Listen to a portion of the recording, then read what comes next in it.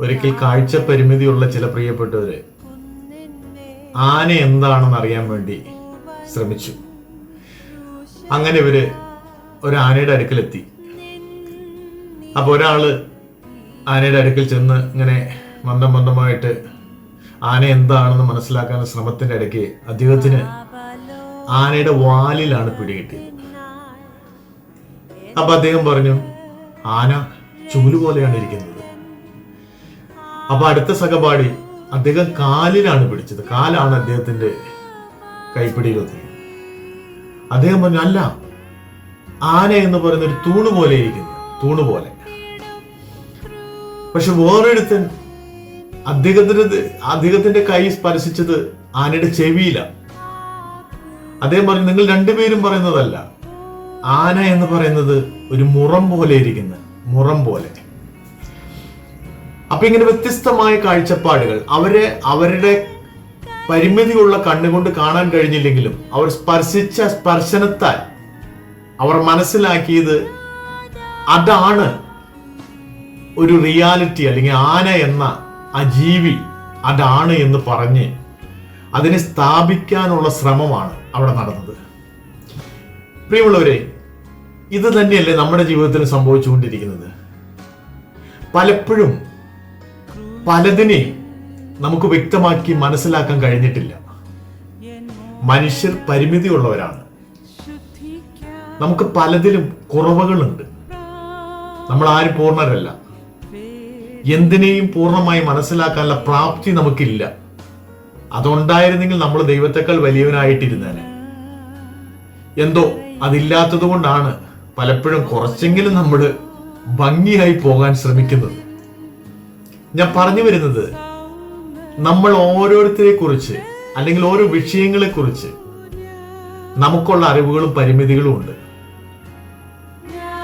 പക്ഷെ നമ്മുടെ സംസാരം, നമ്മുടെ വർത്തമാനം കേട്ടാൽ നമ്മൾ അദ്ദേഹത്തെ അല്ലെങ്കിൽ ആ വസ്തുതയെ വ്യക്തമായി മനസ്സിലാക്കി എന്നുള്ള നിലയിലാണ് നമ്മൾ പലപ്പോഴും പറയാറും പ്രചരിപ്പിക്കാറുമുള്ളത്. പക്ഷെ ഞാൻ ഈ പറഞ്ഞ കഥയിലെ ഉള്ളതുപോലെ അതിലെ ഉള്ളടക്കം പോലെയല്ലേ പലപ്പോഴും പല സാഹചര്യങ്ങളും. നമ്മൾ പലരെ കുറിച്ചും പറയുന്നത് നമ്മുടെ ഒരു കേട്ടുകേൾവി മാത്രമേ ഉള്ളൂ, അല്ലെങ്കിൽ നമ്മുടെ അല്പമായ നമ്മുടെ ബുദ്ധി മണ്ഡലത്തിന്റെ പരിമിതിക്കുള്ളിൽ നിന്നുകൊണ്ട് നമ്മൾ മനസ്സിലാക്കിയ ഒരു അണ്ടർസ്റ്റാൻഡിങ് മാത്രമേ ഉള്ളൂ.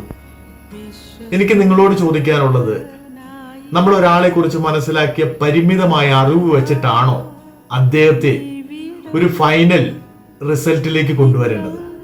ഒരിക്കലും അല്ല പ്രിയമുള്ളവരെ, ഒരിക്കലും അല്ല. നമുക്ക് ആരെയും പൂർണ്ണമായി മനസ്സിലാക്കാൻ കഴിയത്തില്ല. അത് മനസ്സിലാക്കാൻ കഴിയുന്ന ഒരാളുണ്ടെങ്കിൽ ദൈവം മാത്രമേ ഉള്ളൂ.